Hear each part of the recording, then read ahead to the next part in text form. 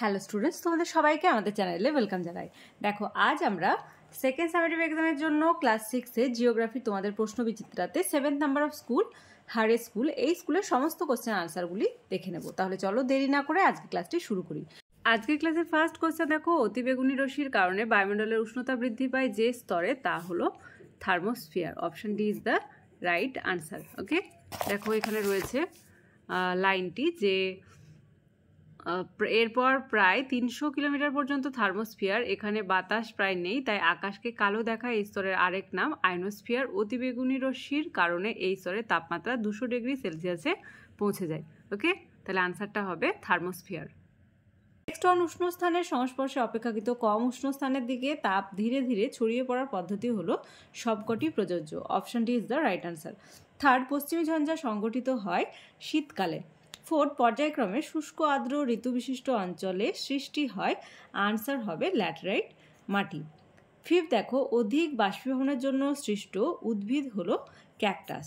Six, বন্যপ্রাণী ও স্বাভাবিক উদ্ভিদের সঙ্গে প্রাকৃতিক সৌন্দর্য রক্ষা করা হয়। আনসার হবে জাতীয় উদ্যানে। 2000 ফার্স্ট কোশ্চেন, আন্টার্কটিকা হলো ড্যাশ ভূখণ্ড, বরফে ঢাকা বিশাল ভূখণ্ড। তারপর দেখো সেকেন্ড, গরমকালে পশ্চিমবঙ্গের ড্যাশ সন্ধ্যের দিকে আবহাওয়া আরামদায়ক করে। কাল বৈশাখী সন্ধ্যের দিকে আবহাওয়াকে আরামদায়ক করে। কাল বৈশাখী যে ঝড়টি রয়েছে, ঝড়। তিনের দাগে কি বলছে, প্রদত্ত বিবৃতিটি শুদ্ধ না অশুদ্ধ লেখো। মানুষের শিকার ও পশুচারণের অধিকার দেয় সংরক্ষিত অরণ্য, এটা ভুল।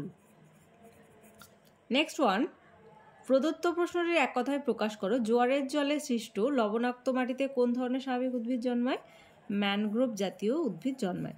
লিখে নাও, ম্যানগ্রোভ জাতীয় উদ্ভিদ।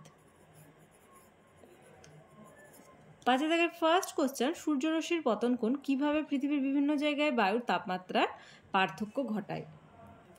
আনসার লিখবে, পৃথিবীর অক্ষ তার কক্ষপথের সাথে 66.5 ডিগ্রি কোণে হেলে থাকে। গরমকালে ভূপৃষ্ঠের ওপর সূর্যরশ্মি প্রায় সোজা বা লম্বভাবে পড়ে, ফলে উষ্ণতা বেশি হয়। শীতকালে সূর্যরশ্মি ভূপৃষ্ঠের ওপর তির্যকভাবে পড়ায় উষ্ণতা কমে যায়। সূর্যরশ্মি পৃথিবীর পৃষ্ঠের সাথে যে কোণ তৈরি করে সেটাই হলো সূর্যরশ্মির পতন কোণ। পৃথিবীর যে অংশে সূর্যের তাপ লম্বভাবে পড়ে সেখানে বেশি গরম হয়, আর যেখানে তির্যকভাবে পড়ে সেখানে ততটা গরম হয় না। আবার যেখানে বেশি তির্যকভাবে পড়ে সেখানে সারা বছর খুব ঠান্ডা থাকে।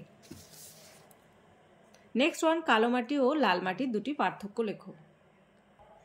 দুটি পার্থক্য চেয়েছে, কালো মাটি লাল মাটি। দেখো তোমরা বক্সের মাধ্যমে লিখবে। ফার্স্ট লিখবে, কালো মাটিতে ব্যাসাল শিলা গঠিত অঞ্চলে এই মাটি দেখা যায়, এর জল ধারণ ক্ষমতা খুব বেশি, এই মাটি যথেষ্ট উর্বর। এটা একটা ফার্স্ট দেবে কালো মাটিতে পার্থক্য।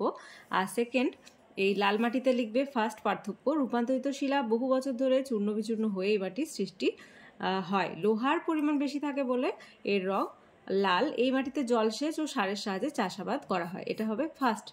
আর কালো মাটিতে সেকেন্ড লিখবে, তুলা আখ চীনাবাদাম চাষের জন্য এই মাটি আদর্শ, এটা সেকেন্ড লিখবে। আর লাল মাটিতে লিখবে যে রাগি বাদাম তামাক ধান ছোলার চাষ এই মাটিতে আদর্শ। পরের কোশ্চেন দেখো, 6 দাগের ফার্স্ট, আন্টার্কটিকা মহাদেশের জলবায়ু ও স্বাভাবিক উদ্ভিদের বিবরণ দাও। জলবায়ুতে লিখবে, চিরস্থায়ী বরফে ঢাকা এই মহাদেশ পৃথিবীর শীতলতম অঞ্চল। সারা বছরই হিমশীতল আবহাওয়া, কনকনে ঠান্ডা বাতাস আর তুষার ঝড় চলে। শীতকালে তাপমাত্রা -40 ডিগ্রি সেলসিয়াস থেকে -75 ডিগ্রি সেলসিয়াস পর্যন্ত নেমে আসে। রাশিয়ার গবেষণা কেন্দ্র ভস্টকের সর্বনিম্ন তাপমাত্রা -89.2 ডিগ্রি সেলসিয়াস, এটাই পৃথিবীর শীতলতম স্থান। মে থেকে আগস্ট মাসে 24 ঘন্টায় অন্ধকার থাকে, আকাশে সূর্য দেখা যায় না। এই সময় মাঝে মাঝে আকাশ জুড়ে সবুজ নীল লাল রামধনুর রঙের মতো আলোর ছটা দেখা যায়।